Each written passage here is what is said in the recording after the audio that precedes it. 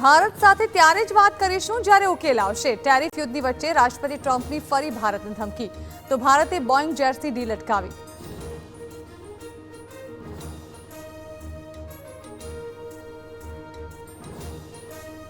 મોદી બથની ચોરી કરી બન્યા વડાપ્રધાન, રાહુલ ગાંધીનો પ્રહાર, તો ડેટા ચોરી મુદ્દે ચૂંટણી પંચે કહ્યું કે દાવો સાચો હોય તો રાહુલ ગાંધી શપથપત્ર પર કરે સહી।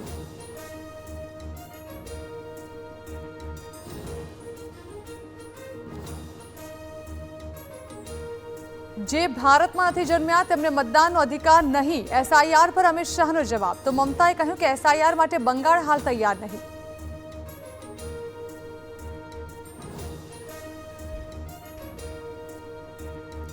મહેસાણાના બીજાપુરમાંથી ઝડપાઈ નકલી પનીર બનાવતી ફેક્ટરી, 649 કિલો પનીર અને 238 કિલો પામોલીન તેલનો જથ્થો સીઝ।